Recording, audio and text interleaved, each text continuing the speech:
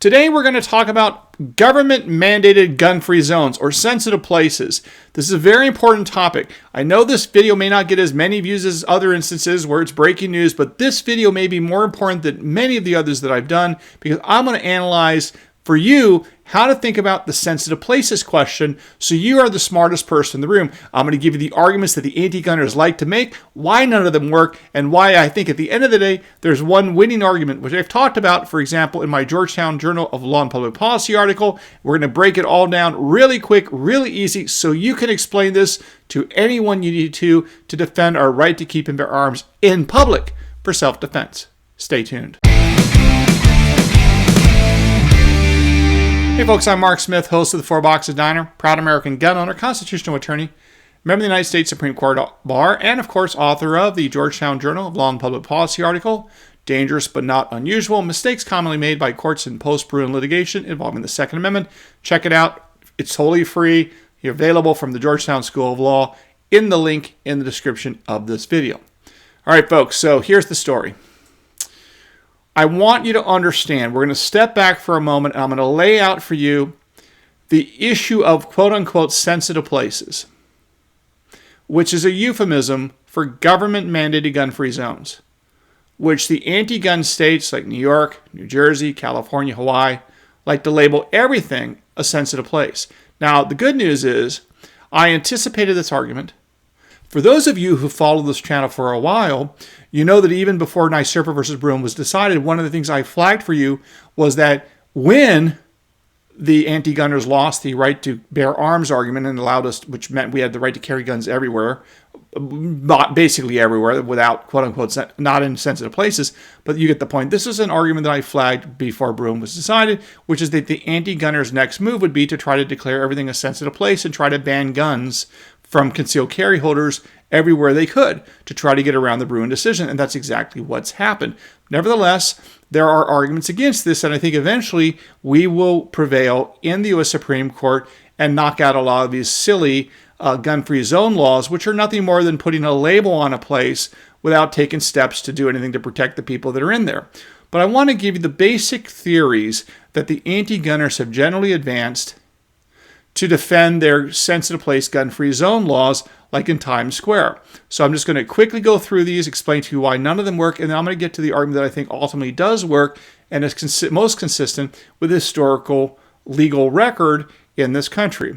So to begin with, the first argument we see anti-gunners try to argue as to why they can ban guns is they try to say that any place that the government owns or controls, they can ban guns because it's owned by the government. And then they point to the reference in Bruin that says that some of the sensitive places at the time of the founding were courthouses, legislative chambers, and polling places. And they basically say, see, these are all government kind of activities. This is all government, and therefore, and also they reference the line in Heller about, sensitive places possibly consisting of government buildings and schools. Public schools. And then they say, therefore, we can ban guns in any government building because it just seems consistent with what the Supreme Court says. But of course, this cannot be the case because think about what they're saying here for a moment. They're saying that if the government owns a building, if the government owns property, which by the way would include the public highway system, the public roads. So the argument here is if the government owns property, which would include, again, the roads and the sidewalks and the like, they can ban our Second Amendment right. They can prevent us from carrying guns in public for self-defense in violation of the Second Amendment. That's perfectly fine. But think about that for a moment. They're basically saying that if they own the property, they can get around complying with and respecting our constitutional rights. Because the Supreme Court has already said that the right to keep and bear arms is a fundamental right on par with life, First Amendment, right to free speech, the right to religion, and so on and so on. So if it's true that once you set foot on government property, government-controlled property, which again includes highways and sidewalks and virtually all outside of the public world, outside of course, privately owned property, they could in theory tell you that in order to step foot on their property, you have to yell out loud, "Oh, Lord Jesus Obama, Joe Biden, we love you. Or they could make you say, we love Allah. Or we love Jesus. Or anything that would otherwise violate, let's say, their First Amendment. Or they could make you waive your Fourth Amendment rights. If you come on this property, we can search you anytime we want for any reason, which would include, again, public roads, public highways owned by whom? By the government. Obviously, that's not the case. Just because you're on government property doesn't mean you waive any of your constitutional rights or the Bill of Rights, which would include in that basket of rights you don't waive the right to keep and bear arms. So simply because you're standing on government property or you're in government property is no basis for that alone, is not a basis for taking away your Second Amendment right, any more than it would be a basis to take away your right to free speech by, let's say, compelling you to make statements that you would not otherwise agree to make. Again, I love Barack Obama. I love Jesus Christ. I love Allah. Whatever it is, you're not allowed to be, the government can't compel you to say any of this. But if you're on government property, according to this theory, they could make you do it. That cannot be the case. Now, the second kind of theory we often see, this kind of an extension of this, is wherever there is core government functions being exercised, then they can ban guns. But this is far too broad. It's over-inclusive. Because what exactly is a core government function? And of course, they cite to courthouses, legislative chambers, and polling places. But what exactly is a core government function? Well, certainly if you talk to lefties, progressives, guess what? Everything conceivable is a core government function, right? Growing food, providing welfare, issuing Social Security checks, providing defense, providing health care, importing illegal aliens and transporting them around the country and giving them debit cards paid for by American taxpayers. What exactly is a core government function? Well, from the left-wing perspective, everything that government does is a core government function. From a conservative point of view, it might be more narrow, but the point is to define what is a core government function is very flexible and very subjective. And really, I don't think there's any way to give proper historical guidance to a core government function as a basis for saying what would be allowed to be banned, where you could ban guns versus where you cannot ban guns. So I think any sort of references to core government function is just too broad, too flexible, too subjective. No way to really give courts guidance. So I don't think that flies in that context. The third one I would say to consider that you often see out there is anywhere there's constitutional rights being exercised, you can ban guns. For example, if there's a protest, if there's a BLM protest outside, they can ban guns at the protest. Or if you go to church, we can ban guns in church. Why? Because people are exercising their right to freedom of religion. But here's the thing. Every single place you go, in your home, in public, on the streets, in a store, doesn't matter. What are you doing? What are you doing? You're exercising your constitutional rights. Could be the right to travel, the right to free speech, the right not to speak. Because the right not to speak is part of your right to free speech that, they can't compel you to speak. The right to carry guns. The right to be free from unreasonable searches and seizures. The right to be free from being forced to incriminate yourself in a crime. All of these are constitutional rights. And everywhere you go, whether you're in your home or outside the home, you're exercising these constitutional rights.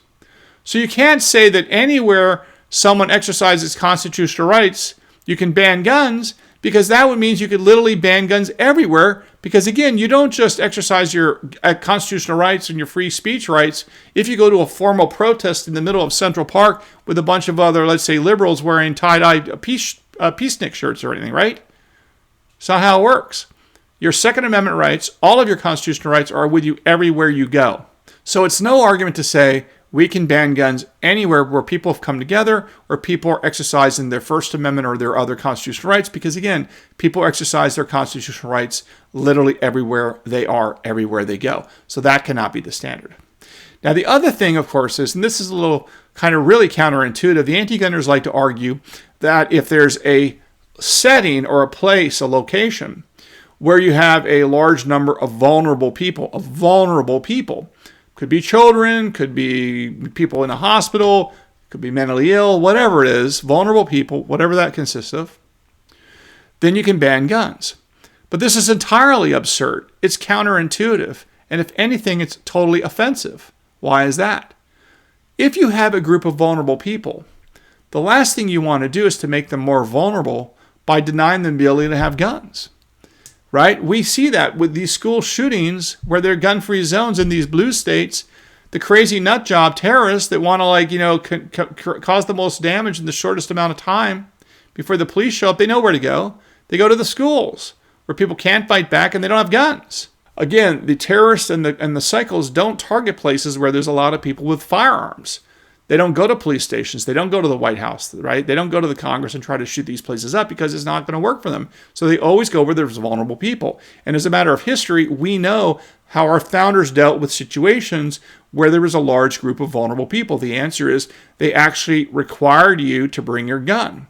That's exactly right. And this makes a lot of sense. And remember, the Supreme Court has said in Rahimi that common sense plays a role in some of this. And obviously, it makes no sense whatsoever to allow vulnerable people to be extra vulnerable by denying them the ability to engage in self-defense with firearms, something that our political elites, our financial elites, our religious elites, all are protected by men with guns. So why would you deny these people the ability to defend themselves with firearms? Keep in mind, this is what the Supreme Court said in Rahimi about common sense. The court wrote, quote, "Taken together, the surety and going armed laws confirm what common sense suggests." Confirms what common sense suggests. When an individual poses a clear threat of physical violence to another, the threatening individual may be disarmed. And that's what the Supreme Court said in Rahimi. And again, when you're dealing with vulnerable people, at the founding, like in churches, they actually required people to bring guns to church. Why? Because that was a vulnerable place where, they could be attacked by marauding Indians or something like that. So you wanted to be able to protect the community because they were vulnerable. And when they were vulnerable, did they put up a sign that says no tomahawks allowed? Did they put up a sign that says no arms allowed? No guns allowed? No, they did the just exact reverse. They actually required people to bring guns to those places. Just makes common sense to do so. And along these lines, I want to approach the sensitive place just slightly from a different perspective, and then we're going to give you what I think is the right answer. And that is, you have to keep in mind that the Supreme Court is going to uphold laws. This is just the way it's going to be, and this is not a bad thing. They're going to uphold laws that say that you cannot bring, or that government, I should say, is allowed to ban firearms after you go through those security checkpoints at TSA at airports. If you brought a lawsuit in front of the Supreme Court today and said, we have a Second Amendment right to carry guns onto planes after, we go through a TSA checkpoint, they're not going to allow that. That's just kind of a pragmatic reality of our situation. It's just not going to be allowed, okay?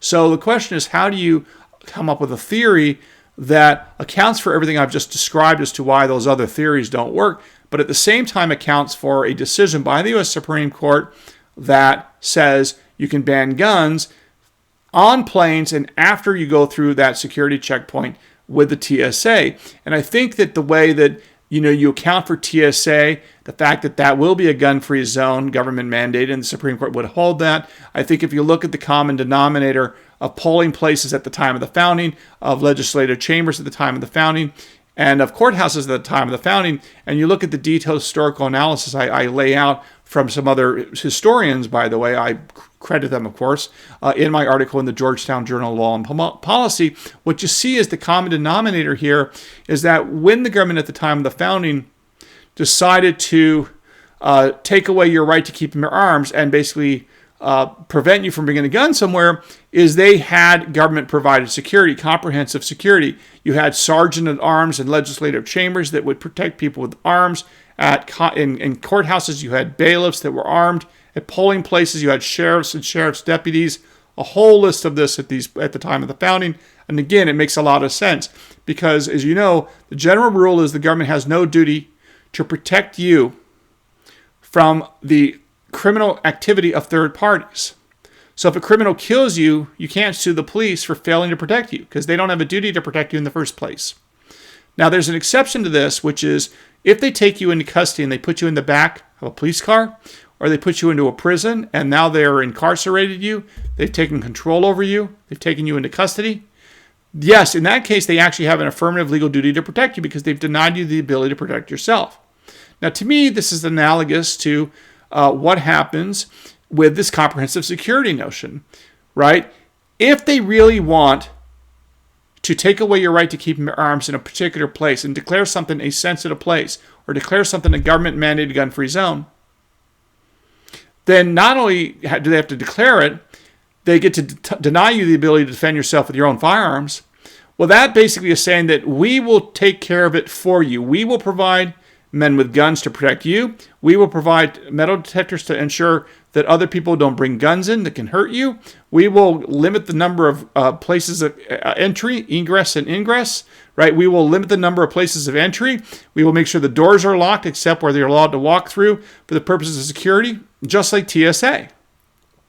We will force the government, and I think this is historically based, if the government is willing to take the necessary steps, the necessary actions to defend you in a comprehensive way from bad people and willing to take on the liability from that, in the same way they take on the liability to defend you when they take you into custody or prison, if they're willing to go to that lengths to basically make a place secure, then I think in that instance alone, based on the historical record at the time of the founding, they can declare that a government-mandated gun-free zone. So they can deny you the ability to bring guns into the courthouses, into legislative chambers, provided there's comprehensive security protecting you from bad people that want to do bad things to you. And I would even go so far as to say, to the extent that they're willing to take on the liability, so if something bad happens to you, that bill is going to be presented to them, which as a general matter is not the case now because, as you know from Supreme Court precedent we've talked about in the past, they have no duty to protect you. To serve and to protect is a motto. It is a slogan by the police. It is not the law, though. They have no duty to protect you. They have no duty to serve you, is the reality on the ground. And again, the only theory I think could be warranted under the Second Amendment would allow them to declare a place a gun-free zone, a sensitive place, and disarm you constitutionally consistent with the Second Amendment is if they've taken on the burden to defend you and deployed comprehensive security to do so. I think that is the best theory of the theories that I've articulated today. And feel free to let me know if you agree with that or disagree with that, or think I'm off my rocker on some point I've just made. But what I've laid out today, I think, is the best way for us in the Second Amendment community to understand to understand sensitive places and to understand how to argue this government-mandated gun-free zone argument and how to make sure that the anti-gunners do not use this theory to take away our success in Bruin and basically say to concealed carry holders, you can't carry guns anywhere because we're going to declare everywhere a sensitive place, which means we can ban guns for everyone, including those with concealed carry licenses. All right, folks, well, there you have it. I hope you enjoyed this video. Make sure you subscribe to this channel. Don't forget to follow me on X at 4Boxes Diner. And I look forward to talking to you again real soon here at the 4Boxes Diner. Orders up. Table 2A.